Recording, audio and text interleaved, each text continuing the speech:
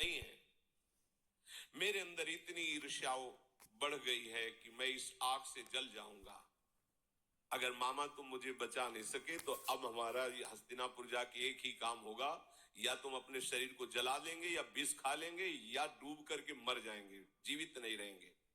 और ऐसी युक्ति निकालूंगा कि सभा इंद्रप्रस्थ और मैं पांचों पांडव अस्त्र सहित तुम्हारे गुलाम हो जाएं, तुम मरने की बात छोड़ दो। दुर्योधन ने कहा, क्या विचार तुमने किया है?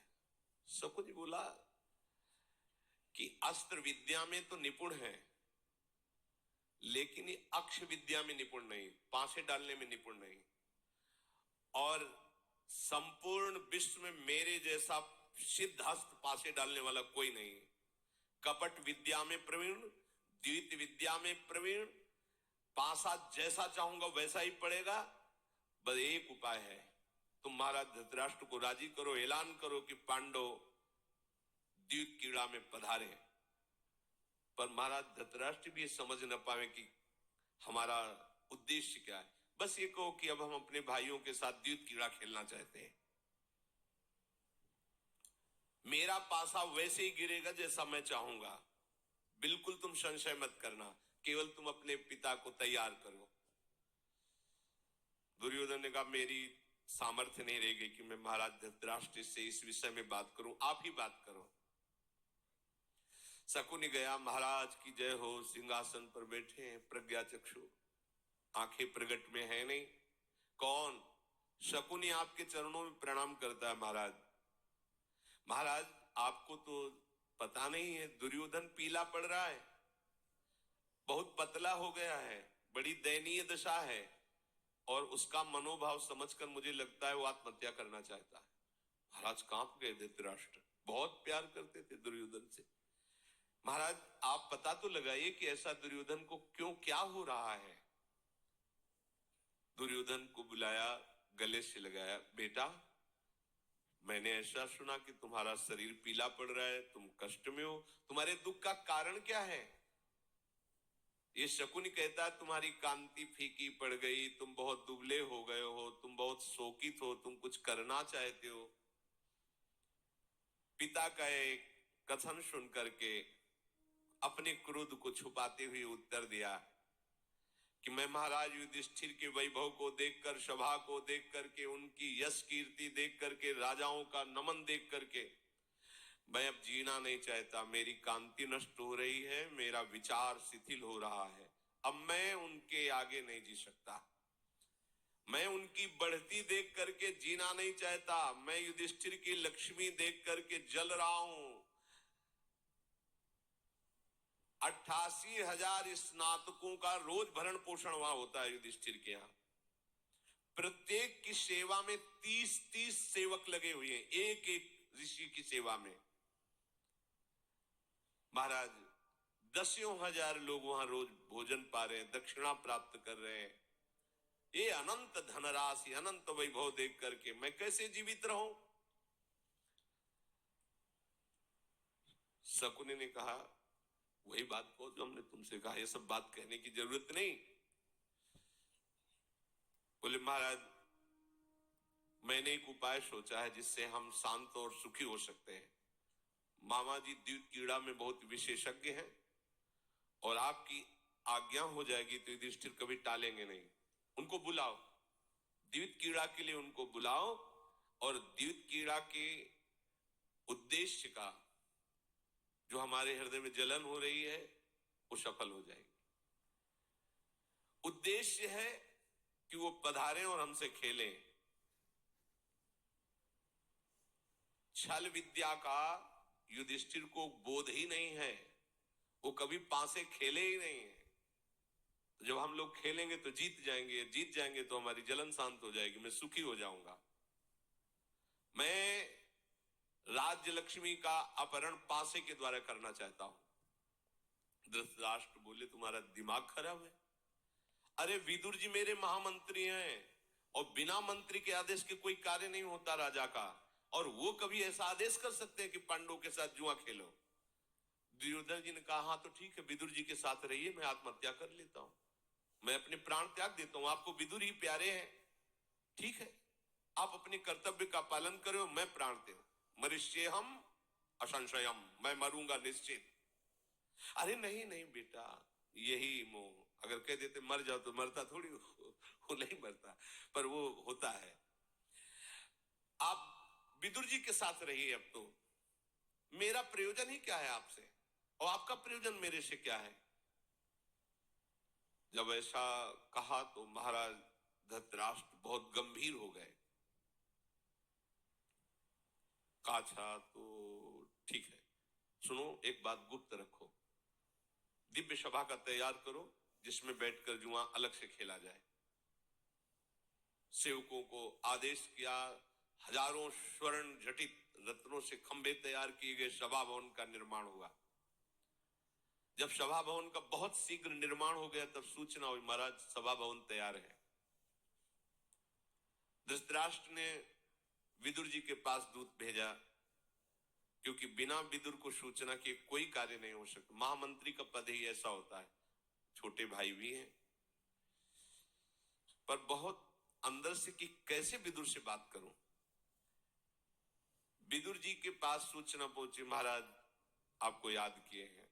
नजदीक आए विदुर जी, प्रणाम किया, क्या आज्ञा है महाराज। हमारी इच्छा है कि तुम पांडवों को बुलाओ और सब घर के बच्चे बैठ करके द्यूत कीड़ा खेलें। चरणों में मस्तक रख के कहा, घर के बच्चे, तुम्हें पता है कितना द्वेष है इसके अंदर, दुर्योधन के अंदर, शकुनी कितना मलिन हृदय वाला है। महाराज मैं आपके निश्चय को बिल्कुल काटता हूं, बिल्कुल ठीक नहीं है। ऐसा यत्न कीजिए जिससे अपने पांडवों के द्वारा अपने वंश का विनाश होने से अपने को बचा लीजिए। आप ये जो बोने जा रहे हैं ना बीज, ये आपके वंश के विनाश करने का है। धृतराष्ट्र ने कहा, हमें तुम्हारे उपदेश की जरूरत नहीं, जो मैं आदेश कर रहा हूं उसका पालन करो, ये भी राजा का अधिकार है। अशुभ हो या शुभ, हितकर हो या अहितकर, द्वैत क्रीड़ा होगी और तुम्हें जाकर के सूचना पांडवों को देनी होगी। विदुर जी ने कहा कि मान लीजिए मेरी बात, मैं बहुत बार आपसे प्रार्थना करके हाथ जोड़ के कहता हूं, मेरी बात मान लीजिए। अगर द्वैत क्रीड़ा हुई तो आपके वंश का विनाश निश्चित है। धृतराष्ट्र ने कहा, विदुर दैव ने जो सोचा होगा वही होगा, इस समय मेरी आज्ञा का तुम पालन करो। विदुर जी ने अन्यायपूर्ण ये आदेश सुनकर के बिल्कुल अभिनंदन नहीं किया, पर जाना ही पड़ेगा। अंदर ही अंदर बहुत क्लेशित होकर वेगवान रथ पर बैठ करके इंद्रप्रस्थ नगर में गए। देवी पांडवों ने सुना कि महाबुद्धिमान धर्मात्मा विदुर जी पधारे हैं। आगे आकर महाराज युधिष्ठिर जी ने अगवानी की, ब्राह्मणों से स्वस्ति वाचन कराकर उनका आदर सत्कार कराया। जैसे कुबेर का भवन ऐसे युधिष्ठिर जी का भवन है, राजमहल में ले गए और अजातशत्रु महाराज युधिष्ठिर ने विदुर जी का स्वागत करके पूछा, पिताश्री धृतराष्ट्र जी और समस्त कौरववंशी कुशल प्रश्न, सुखी हैं? अचानक आपका आगमन, विदुर जी आपका मन प्रसन्न नहीं दिखाई दे रहा है। धृतराष्ट्र जी सकुशल हैं? कोई घटना तो नहीं घट गई, अचानक आपका। विदुर जी ने कहा, राजन महाराज धृतराष्ट्र स्वस्थ हैं, सब कौरव सुव्यवस्थित हैं, तुम लोग कुशल से हुई हो क्योंकि राजसूय यज्ञ भी हुई है, पर मैं बहुत दुखी हूं। मुझे करना पड़ेगा और कहना पड़ेगा आपसे जो नहीं कहना चाहिए। युधिष्ठिर ने पूछा, आप ऐसी क्या बात है जो नहीं कहने में हिचक रहे? बोले, राजा धृतराष्ट्र ने आज्ञा करी है आपके लिए, सभा भवन में आइए और द्वैत क्रीड़ा कीजिए, जुआ खेलिए। युधिष्ठिर ने पूछा, ये जुआ तो बहुत ही निकृष्ट कार्य है, इसमें कपट, छल, लड़ाई झगड़ा, आज तक तुमने कभी खेला ही नहीं इस खेल को, फिर आप क्या ठीक समझते हैं? फिर ऐसी पिताश्री ने क्यों आज्ञा करी? हम तो आपके पुत्र हैं, आप जैसी आज्ञा करेंगे। विदुर जी ने कहा, मैंने निषेध किया पर वो नहीं मान रहे, उनकी आज्ञा है। धृतराष्ट्र ने भेजा है आपको बुलाने के लिए, जिसमें तुम्हें कल्याण जान पड़े वो करो, मैंने आज्ञा बता दी, बकाया मेरी बिल्कुल रुचि नहीं कि आप वहां जाएं। युधिष्ठिर ने कहा विदुर जी, वहां कौन है जो मेरे साथ जुआ खेलेगा? क्योंकि इतना ऐश्वर्यवान भी तो होना चाहिए जो मैं धन लगाऊं उसके बराबर धन लगा सके। तो विदुर जी ने कहा गांधाराज शकुनी ये जुए का बहुत बड़ा खिलाड़ी है, सारे पांचे उसके सिद्ध हैं, वो जैसा चाहेगा वैसा पड़े। और राजा विवंशित, चित्रसेन, सत्यव्रत, पुरुमित्र, जय और दुर्योधन आदि ये सब अपनी संपत्ति लगाकर तुमसे द्यूत क्रीड़ा करेंगे। युधिष्ठिर बोले हमें तो बड़ा भयंकर कपट दिखाई दे रहा है, ये धूर्त दुष्ट जुआरी शकुनी ये कभी मंगल नहीं होने देगा। क्या विधाता ने क्या रचा है मुझे समझ में नहीं आ रहा, ऐसा क्यों बुलाया जा रहा है? क्यों राजा धृतराष्ट्र ऐसी आज्ञा दिए? पुत्र को पिता सदैव प्रिय है, इसीलिए मैं धृतराष्ट्र को बहुत सम्मान करता हूं और उनकी आज्ञा का कभी उल्लंघन नहीं कर सकता। यदि उन्होंने कहा है तो मेरी बिल्कुल इच्छा नहीं, मैं जानता भी नहीं खेलना, पर मैं चलूंगा। विजयशील राजा धृतराष्ट्र यदि सभा में ना बुलाते, कोई और कहता तो मैं कभी कदम न बढ़ाता, पर उन्होंने आदेश किया है, अब मेरा धर्म बनता है मैं जाऊं, पर ये शकुनी बहुत दुष्ट है। विदुर जी से ऐसा कहकर धर्मराज युधिष्ठिर ने तुरंत आज्ञा करी, सब बंधु बांधव सेवक द्रौपदी हस्तिनापुर के लिए तैयार हो।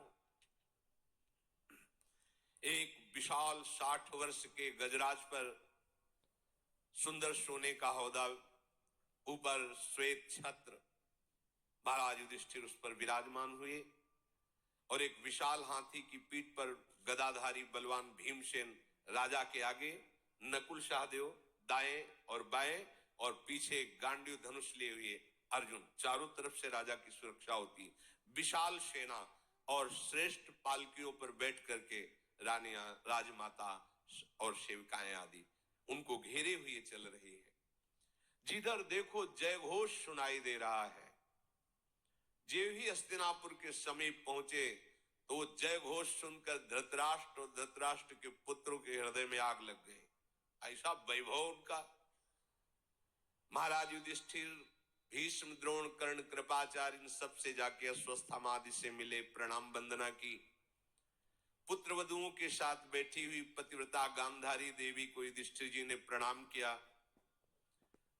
प्रज्ञाचक्षु राजा धृतराष्ट्र के चरणों में मस्तक रखा जाके धृतराष्ट्र ने गले से लगाया, बहुत अच्छा किया बेटा आ गए।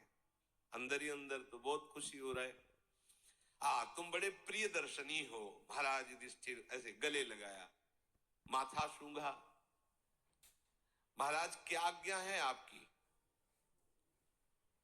आज रात्रि तो तुम विश्राम करो और कल सब तुम परिवार मिलकर के द्यूत क्रीड़ा करो। महाराज बहुत हृदय में क्लेशित हो रहे युधिष्ठिर की, इनकी समझ में नहीं आ रहा। महाराज बिल्कुल खेलना नहीं चाहते, धर्मराज है, कभी ऐसा कभी पासे ही नहीं डाले। शकुनी बोला, जब सभा में प्रातःकालीन दिनचर्या करके महाराज युधिष्ठिर पधारे, आओ आओ चक्रवर्ती सम्राट महाराज युधिष्ठिर, पासे आपका इंतजार कर रहे हैं। देखो हम सब आपके दर्शन की अभिलाषा से बैठे हैं, आओ आओ स्वागत है। युधिष्ठिर ने कहा कि धूर्तता, ये जुआ एक धूर्तता है, छल है, पाप है जो नाश का कारण है। अगर तुम्हें क्षत्रियोचित पराक्रम दिखाना है तो आओ रणनीति से युद्ध करो, ये द्यूत क्रीड़ा से क्या करना है? शकुनी ने कहा क्रीड़ा क्रीड़ा होती है और युद्ध युद्ध होता है, ये भी युद्ध है, ये जुआरियों का युद्ध है। आओ, अगर सम्मान चाहते हो, क्षत्रिय कुल का धर्म रखना चाहते हो तो मैं तुम्हें ललकारता हूं, हमारे साथ युद्ध करो। कौन खेलेगा? दुर्योधन ने कहा हमारी तरफ से मामा जी पासा चलेंगे, धन हम लगाएंगे सब। कुंती नंदन डरो मत, शकुनी ने कहा पासा है किसी की भी तरफ पड़ सकता है, उसमें एक पक्ष जीतेगा और एक पक्ष हारेगा। अब पता नहीं कौन हारेगा कौन जीतेगा, तो डरते क्यों हो, दांव लगाइए। हमने ऋषियों से सुना है कि द्वित क्रीड़ा निषेध है, फिर भी तुम यदि हमें ललकारते हो तो क्षत्रिय धर्म के अनुसार तुम्हारी शठता और दुष्टता और कपटता को जानते हुए भी मैं तुम्हारे साथ द्वित क्रीड़ा करूंगा। यद्यपि मुझे आता ही नहीं है द्वित क्रीड़ा खेलना, पर तुम ललकार रहे हो तो मैं तुम्हारे साथ बैठूंगा।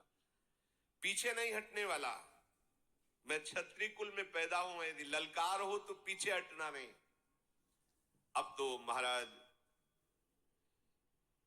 जुआ खेलने के लिए पांचों पांडव से बैठ गए। जुए का खेल आरंभ हुआ। महाराज धृतराष्ट्र बड़ी प्रसन्न मुद्रा में आकर सभा में बैठे। बुलवाए गए भीष्म जी, द्रोणाचार्य जी, कृपाचार्य जी, विदुर जी, ये सब मुंह हिल गए, असंतुष्ट होकर के राजा की आज्ञा के अनुसार बैठे। सिंह के समान विशाल वक्षाय स्थल, तेजस्वी ये भीम आदि, जैसे समुद्र में आवर्त ऐसे मणियों का जो तेजस्वी हार उतारा, और युधिष्ठिर ने कहा ये हार मैं पहला रखता हूं। हाँ, मेरी ओर से भी दुर्योधन ने वैसे ही समान संपत्ति रखी हार। दुर्योधन ने कहा कि मामा तुम हमारी तरफ से पांसे फेंकिए, बस वो तो सिद्धहस्त, ये लो मैं जीत गया, दांव मेरा, युधिष्ठिर तुम्हारा वो कीमती हार गया, अब क्या लगाओगे? अरे शकुने, तू छल से मुझे हराना चाहता, पर फिर भी मैं नहीं उठूंगा। मेरे पास हजारों निष्कों से भरी हुई पेटियां बड़ी बड़ी, उनमें सब स्वर्ण के सिक्के रखे हुए हैं, हजारों, अक्षय धन है, वो सब दांव पे लगाया। चक्रवर्ती सम्राट है। युधिष्ठिर ने जे भी कहा दांव पे लगाया, उसने फिर पासे चले। अयो लो महाराज, ये भी पासा मेरे तरफ, मैं जीत गया तुम्हारा वो सब स्वर्ण पेटियां। युधिष्ठिर ने कहा मैं जिस रथ पर बैठता हूं वो रथ पूरे विश्व में नहीं ऐसा। मेघ की गर्जना होती है और जहां जैसे चलाया जाए, आकाश में, जल में, थल में, वैसे चलते हैं घोड़े। राष्ट्र उसके सामने झुकता है। मैं घोड़ों सहित वो रथ दांव पे लगाता हूं। लो महाराज, ये भी मैं जीत गया। एक भी पासा युधिष्ठिर की तरफ नहीं पड़ रहा हूं, सिद्धहस्त है। अब क्या लगाओगे? 1,00,000 तरुणी दासियां जो सब स्वर्ण आभूषणों से युक्त हैं और बहुमूल्य आभूषण रत्न उनके पास हैं, और वो महलों में रहती, वो महल, वो रत्न, वो आभूषण, वो दासियां सब दांव में। जीत का निश्चय करके फिर पासा पे, ये दांव भी मैं जीत गया युधिष्ठिर, अब क्या लगाओगे? लाखों दास हैं जिनके महल हैं, वैसे ही आभूषण और संपत्तियां हैं।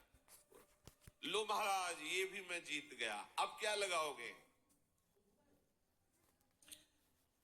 सुबल कुमार, जितने मेरे राज्य में सेना में हाथी हो सब दांव पे लगा दिए। वो उसका बस यही था, पासा फेंकना वैसे ही पड़ना। लो, मैं तुम्हारे हाथियों को भी जीत गया, अब क्या लगाओगे? शकुनी बहुत जोर से हंसा। मेरे पास जितने भी रथ हैं, जितने भी घोड़े हैं, अब अपार सेना बल, वो सब मैं दांव में लगाता हूं। लो, ये भी मैं जीत गया। जो मैंने पश्चिम दिशा में विजय प्राप्त की, जितना ऐश्वर्य, जितना बल, जितने राजा, दक्षिण दिशा में, पूर्व दिशा में, उत्तर दिशा में चक्रवर्ती सम्राट है, सब जीत ले। मैं इंद्रप्रस्थ को दांव में लगाता हूं। अब वो जुआ का खेल, इंद्रप्रस्थ विगत, सेना, दास, दासियां, चक्रवर्ती, सम्राट पद। विदुर जी खड़े हुए और कहा युधिष्ठिर होश में, तुम्हें पता है तुम क्या करते चले जा रहे हो? अरे शकुनी, तुझे पता नहीं है जब पांडव क्रुद्ध होंगे तो तेरा क्या होगा? युधिष्ठिर, मरणासन पुरुष को जैसे कुछ समझ में नहीं आता, ऐसे तुम्हारे को समझ में नहीं आ रहा, होश में हो जाओ। तुम मनोभाव नहीं समझ रहे इस छली कपटी शकुनी का।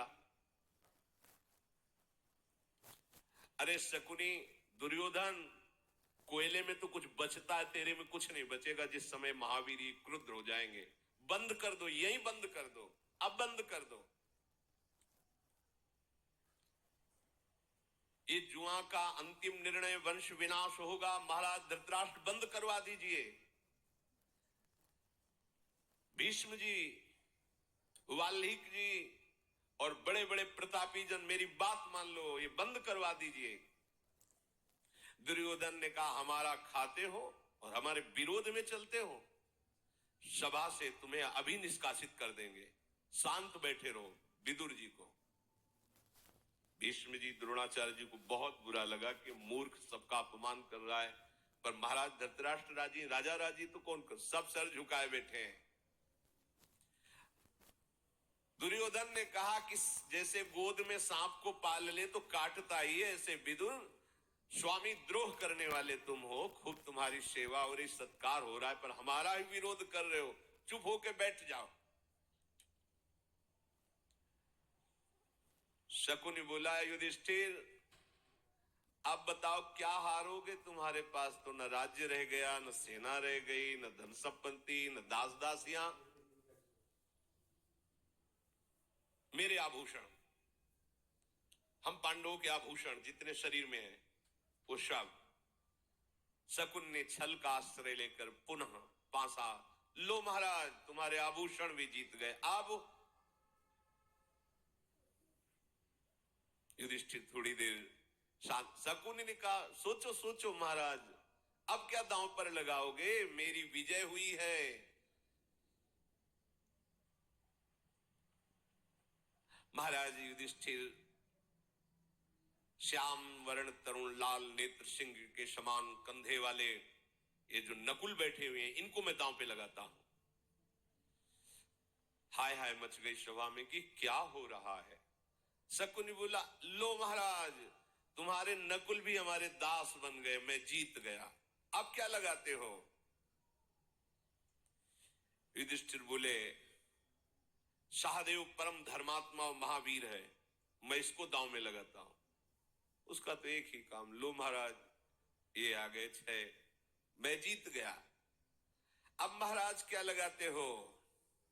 ये भयंकर बलशाली महावीर भीम को मैं दांव पे लगाता हूं, फिर अर्जुन को। अब महाराज क्या दांव पे लगाओगे? दांव अगर लगा लीजिए तो अभी जीतने का समय है। युधिष्ठिर,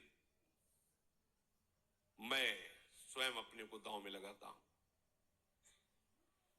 लो महाराज, आप भी हमारे दुर्योधन के गुलाम बन गए, मैं जीत गया, अब क्या दांव में लगाओगे? का बचा ही नहीं कुछ, तो क्या लगाऊं? अरे नहीं महाराज, एक दांव में सब कुछ वापस कर देंगे। अगर द्रौपदी को दांव में लगा दो, अगर जीत गए तो सब वापस हो जाएगा। अच्छा, तो जो देवी की तरह दिव्य हैं, जिनके नील केश हैं, जो घुंघराले हैं, और कोई भी देवता दैत्य मानव ऐसा नहीं है जो देख करके मुग्ध न हो जाए, ऐसी परम पवित्र सर्वांग सुंदरी पांचाल राजकुमारी यज्ञसेनी द्रौपदी को मैं दांव पे रखता हूं। धर्मराज के ऐसा कहने पर भीष्मादि चिल्ला पड़े, धिक्कार है, धिक्कार है। क्या? सारी सभा में हाहाकार मच गया। कृपाचार्य, द्रोणाचार्य, भीष्म के पसीना छूट गया, क्या हो रहा है? शकुनि ने कहा, वाह महाराज वाह, अब ये आखिरी दांव है। धृतराष्ट्र मन ही मन प्रसन्न होकर मुस्कुरा रहे हैं, बार बार पूछ रहे हैं, हमारा पक्ष ही जीत रहा है ना संजय? हमारा पक्ष ही जीत रहा है ना? संजय आकृति छुपा करके कि आग लगी हुई, उन्होंने कहा, हाँ महाराज, आपका ही पक्ष जीत रहा है। दुशासन, कर्ण ये बड़ी अभद्र वाणी बोल रहे हैं, पांचों पांडव सर झुकाए बैठे हैं। शकुनि ने कहा, लो महाराज, मैंने द्रौपदी को भी जीत लिया।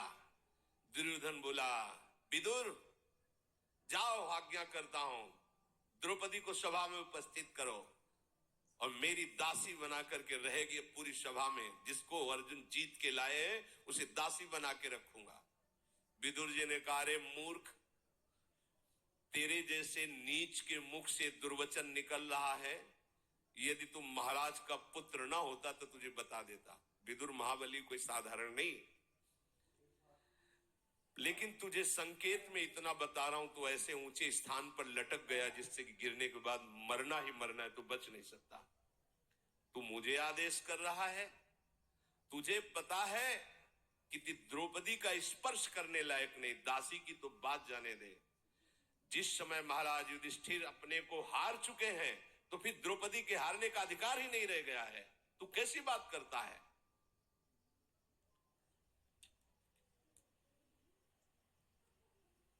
कोई भी ऐसा गृहस्थ बनवासी तपस्वी विद्वान नहीं है जो महाराज युधिष्ठिर का सम्मान न करता हो। विदुर जी ने कहा, तेरे जैसा कुत्ते स्वभाव का ही ऐसा बोल सकता है, भूख सकता है कि द्रौपदी को सभा में लाके मेरी दासी बनाया जाए।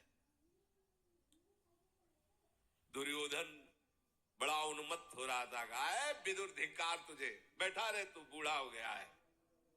और उसका निजी सेवक प्रातिकामी उसे कहा, जाओ प्रातिकामिन, द्रौपदी को यहां लेके आओ, डरना मत, पांडव दास हैं, ये आंख भी नहीं उठा सकते।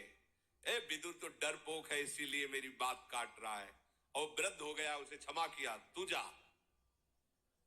राजा की आज्ञा शिरोधार्य करके जो आज्ञा महाराज राजभवन में प्रवेश किया और द्रुपद कुमारी के सामने जाकर प्रणाम होके कहा कि जुए के मत से उन्मत्त होकर महाराज युधिष्ठिर आपको जुए में हार गए हैं और अब आपको सभा में बुलाया है दुर्योधन ने।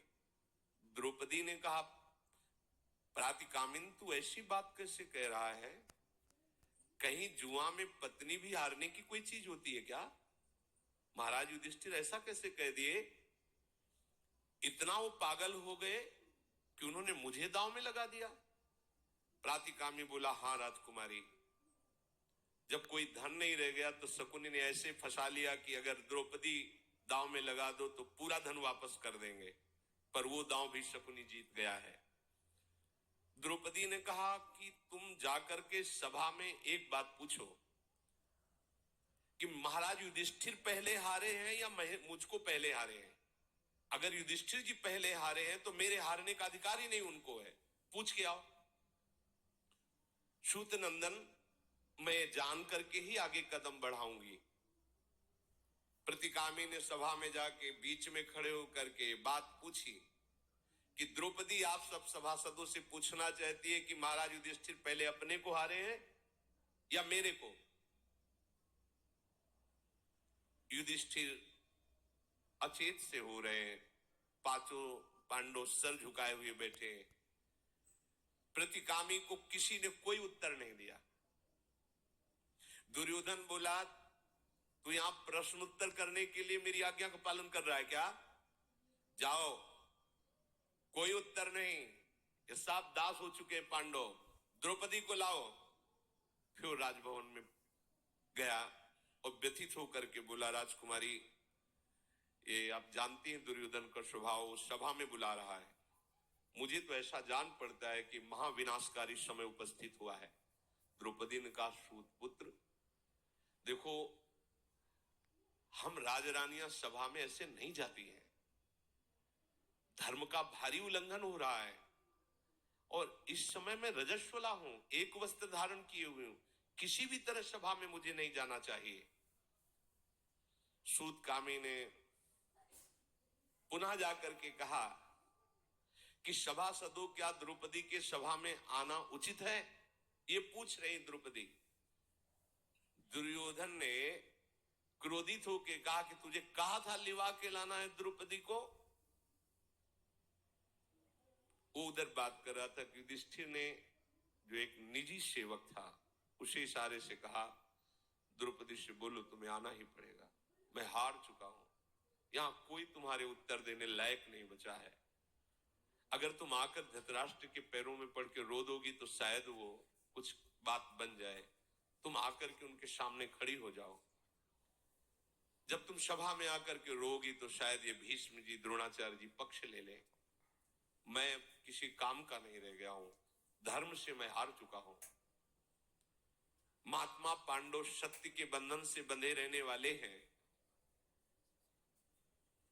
जब उन्होंने जाकर के सूचना दी, महाराज युधिष्ठिर ने ऐसा संकेत किया है, जाओ प्रतिकामी अब द्रौपदी को लेके आओ, तो उसने कहा महाराज मुझे मृत्यु दंड दे दो, पर मैं द्रौपदी को यहां सभा में नहीं लाऊंगा। उन्हीं का दूत है। मैं क्या बार बार उत्तर दूं उस तपस्विनी को? आप कोई उत्तर नहीं देते, केवल सभा में ले आओ तो आप मुझे मार डालिए। मैं सूत पुत्र हूं, आपका दास हूं, मार डालिए। दुर्योधन बोला दुशासन तू खड़ा हो, हटा इस दास को और जा। जैसे बने तैसे उसे बाल घसीटते हुए सभा में ला। राजकुमार दुशासन 10,000 हाथियों का बल रखता है। महल में गया और असभ्य बर्ताव से बोला, पांचाली आओ आओ, हम लोगों ने तुम्हें जुए में जीत लिया है।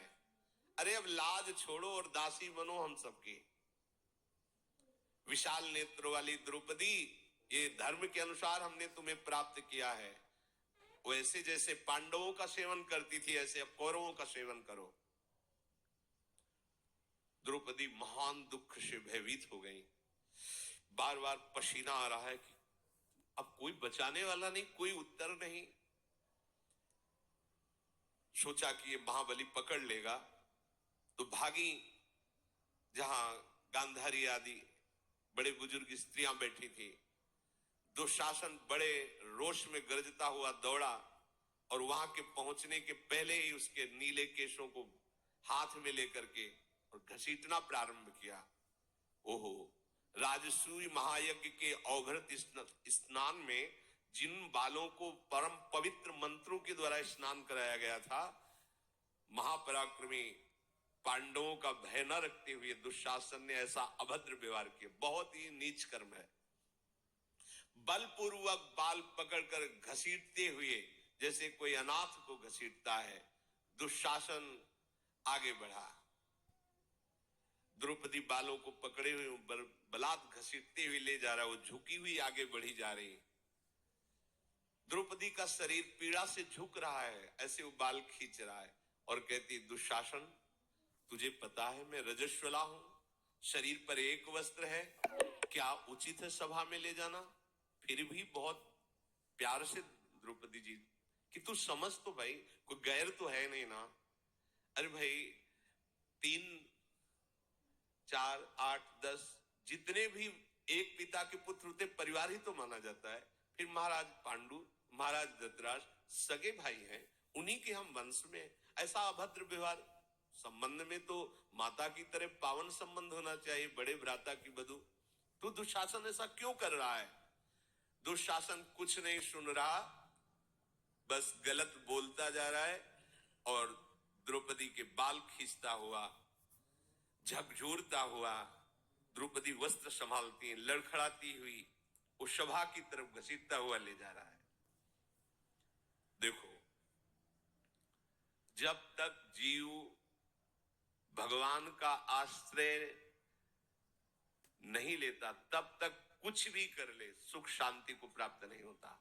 भगवान का आश्रय लेने वाला यदि कहीं किसी विपत्ति और दुख में फंसता भी है तो उसको ये न समझा जाए कि इसके भजन का फल, इसके साधन का क्या फल होगा। निश्चित समझो, हर विपत्ति कोई महान फल देने वाली होती भक्तों के जीवन में। और दुष्टों की जो उन्नति दिखाई देती है, वो जैसा विदुर जी ने कहा, बहुत ऊंचा लटका हुआ जब नीचे गिरेगा तो उसका एक ही है, अंग अंग चूर हो जाएंगे, मर जाएगा। ऐसे ही अगर दुष्ट की उन्नति भी होती दिखाई दे रही है तो ये मत सोचो कि दुष्ट बलवान हो रहा है, उन्नतिशील हो रहा है। देखो इसको कहां दंड मिल रहा है, ऐसा दंड परिणाम में आएगा, सर्वनाश हो जाएगा। इसलिए श्री भगवान का आश्रय लेकर और निरंतर सत धर्म से चलना सीखो। थोड़ा विपत्ति, थोड़ा संकट, थोड़ी समस्याएं आ सकती हैं पूर्व के अनुसार, पर महामंगल, महामोद और जन्म परंपरा का नाश ये निश्चित होगा जो भगवान की शरण में भगवान का स्मरण करता है।